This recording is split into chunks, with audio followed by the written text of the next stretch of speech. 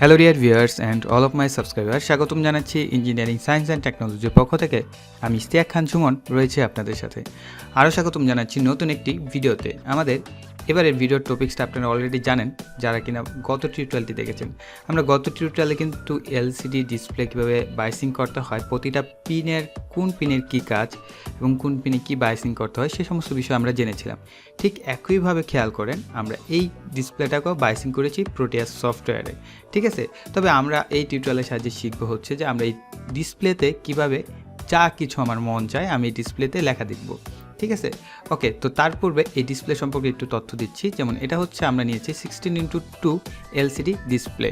এখানে খেয়াল করেন, আপনি যদি কম্পোনেন্ট মোডে যান এবং পার্টসে যান, দেন এখানে গিয়ে যদি লেখেন এলসিডি, তারপরে আপনারা এখান থেকে চলে যাবেন অপটো ইলেকট্রনিক্স। এখানে দেখেন অনেক রকমের ডিসপ্লে রয়েছে, 16x2, 32x2, 14x2, 16x1, 20x2। So display কিন্তু অভাব নেই, ঠিক আছে। তবে সব থেকে কমফোর্টেবল মাইক্রোকন্ট্রোলারের জনপ্রিয়তা বেশি এই 16x2 এলসিডি ডিসপ্লে।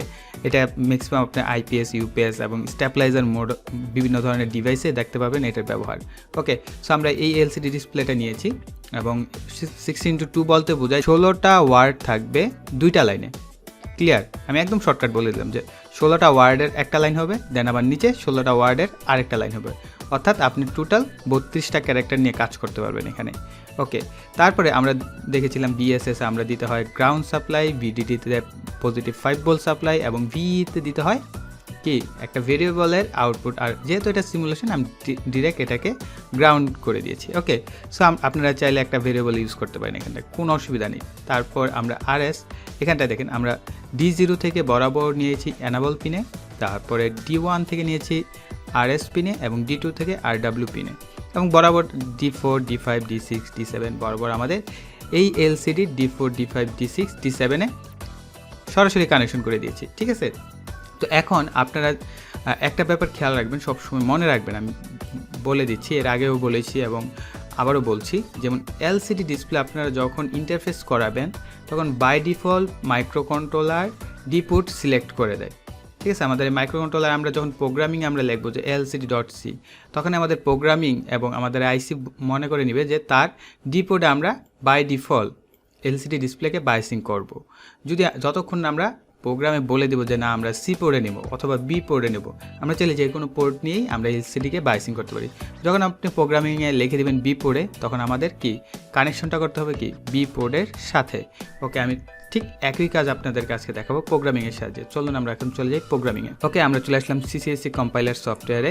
খেয়াল করেন হ্যাশ ইনক্লুড 16F877A.H, যদিও আমার কাছে আইসি আছে 16F72 আইসি। সো আমি এখানে 72 লিখে দেবো একটু পরে প্রোগ্রামিং করার সময়। এবং use delay clock equal 20 megahertz, fuses HS আমরা বার্নিংয়ের জন্য ইউজ করি।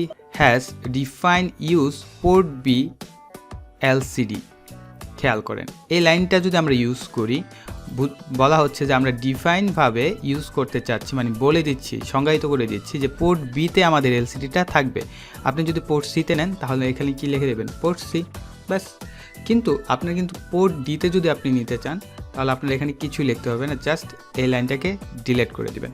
আমি ডিলিট করে দিচ্ছি, কেননা আগে আমরা প্রোটিয়াস সিমুলেশন দেখব, দেন আমরা আবার এটাকে যখন বার্নিং করব, আমার যেহেতু 16F72 আইসিতে কিন্তু ডি পোর্ট নেই, বি পোর্ট আছে আর সি পোর্ট আছে, তখন আমরা এই বি পোর্টের জন্য আমরা এই লাইনটা ইউজ করব, ঠিক আছে।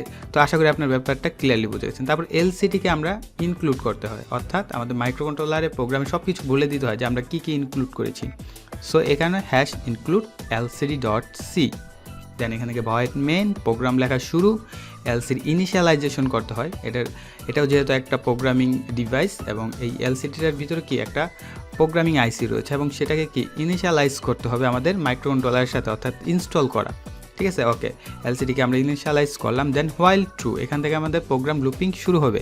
এটা কিন্তু একটা বেসিক প্রোগ্রাম, আমরা আস্তে আস্তে অ্যাডভান্স প্রোগ্রামে দেখবো। যেমন যে কোনো পুশ বাটন প্রেস করলাম, তখন আমি ডিসপ্লেতে লেখা উঠাতে চাচ্ছি আমার মোটর রানিং বা মোটর স্টপ, ওই সমস্ত বিষয় আমরা আস্তে আস্তে আসছি, ঠিক আছে। তো প্রথমে কি আপনার বেসিক জিনিসগুলো শিখেন, দেন আমরা অ্যাডভান্স জিনিসগুলো শিখবো। তো আমরা জানি কি প্রিন্ট এফ দিয়ে আমাদের যে কোনো জিনিস আমরা যদি এই আমাদের যে কম্পিউটারের স্ক্রিন সেখানেও কিন্তু আমরা লেখা উঠাতে পারি, তাই না।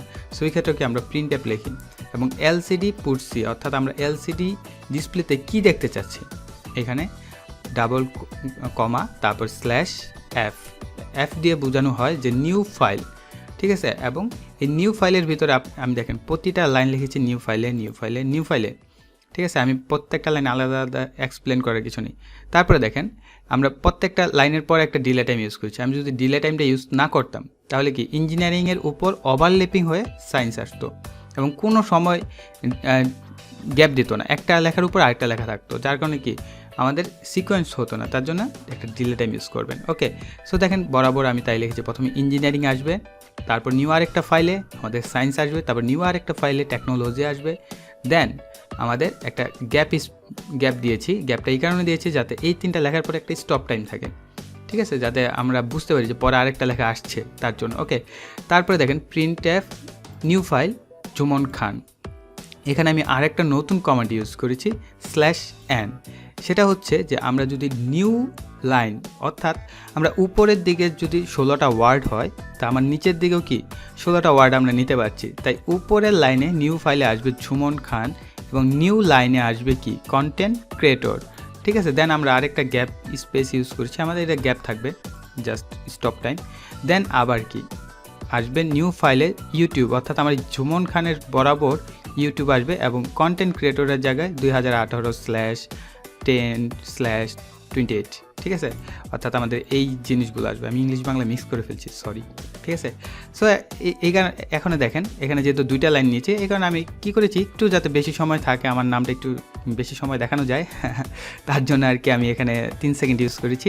সো এইগুলো হচ্ছে ইউজার ডিফাইন, আপনার মন মতো আপনি এখানে চাইলে কি টাইমগুলো ইউজ করতে পারেন। এখন আর এই যে ব্র্যাকেটের ভিতরে যে ডাবল কমার ভিতরে আপনি যা খুশি তাই লিখবেন, আপনার নাম লেখেন, আপনার প্রতিষ্ঠানের নাম লেখেন, তবে অবশ্যই কি 16 ক্যারেক্টারের ভিতরে লিখবেন, অর্থাৎ 16টা ওয়ার্ড ABC। যেমন এ যদি একটা ক্যারেক্টার বা একটা ওয়ার্ড হয় তাহলে আপনি এরকম 16টা ওয়ার্ড নিতে পারবেন। এর ভিতরে স্পেস কমা দাড়ি যা আছে সব কিছু কিন্তু আপনার একটা করে ওয়ার্ড এবং একটা করে ক্যারেক্টার, এটা মাথায় রাখবেন। ওকে, তো এই হচ্ছে আমাদের প্রোগ্রামিং।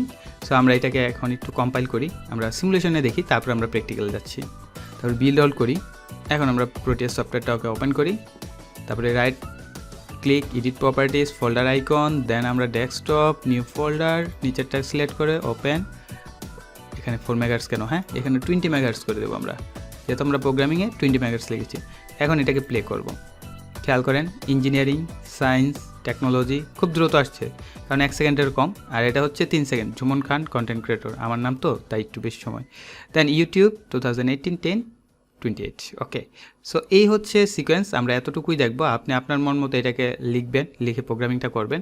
তো এখন আমরা এই প্রোগ্রামটাকে বার্ন করব।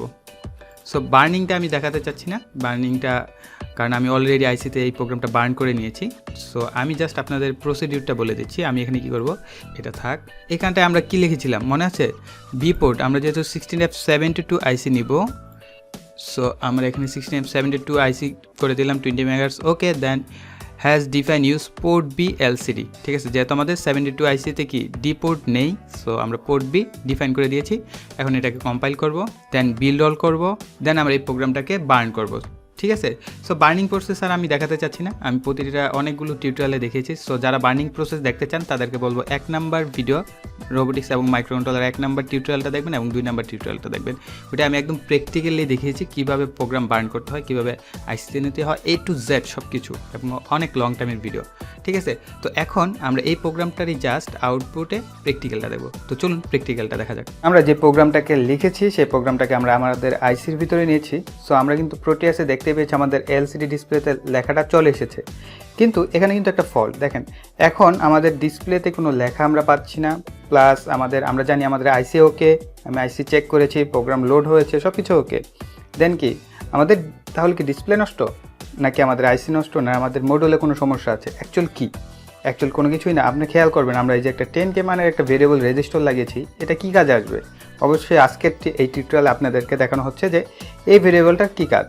আমরা জাস্ট এই ভেরিয়েবলটাকে যদি একটু মুভিং করি, খেয়াল করবেন ডিসপ্লেতে জাস্ট হালকা করে মুভ, দেখেন আমরা যদি একটু বেশি ঘুরাই তাহলে কীরকম হবে দেখা যাচ্ছে না, এরকম হতে পারে। আপনি জাস্ট এটাকে আস্তে আস্তে স্মুথলি ঘোরাবেন, ঠিক আছে। এখন দেখেন লেখাটা একদম ক্লিয়ার আপনারা দেখতে পাচ্ছেন, রাইট? ঠিক আছে, এইভাবে আপনারা ভেরিয়েবলটাকে ইউজ করবেন। আপনারা ঘুরিয়ে আমি দেখাচ্ছি আমরা আসলে প্রোগ্রামে কী করেছিলাম, ইঞ্জিনিয়ারিং সায়েন্স টেকনোলজি, দেন আমাদের কি আসবে জুমন খান কন্টেন্ট ক্রিয়েটর আমার নাম, দেন ইউটিউব 2018 10 28। ওকে, সো এ হচ্ছে আমাদের এলসিডি প্রোগ্রামিং সম্পর্কে আমরা একদম প্র্যাকটিক্যালি একদম সমস্ত ব্যাপার দেখালাম, তাই না? আশা করি ভিডিওটি আপনাদের ভালো লেগেছে। ভালো লাগলে অবশ্যই একটা লাইক দিবেন, কমেন্টে আপনার প্রশ্নগুলো লিখবেন এবং ভিডিওটি শেয়ার করবেন ফ্রেন্ডস ফ্যামিলির সাথে। আর যারা এখন আমাদের চ্যানেলটি সাবস্ক্রাইব করেনি, চ্যানেলটিকে সাবস্ক্রাইব করবেন এবং পাশে থাকা বেল আইকনটি অ্যাক্টিভ করে রাখবেন পরবর্তী ভিডিও পাওয়ার জন্য। এই বলে এখানে বিদায় নিচ্ছি। সকলে ভালো থাকবেন, সুস্থ থাকবেন, টাটা।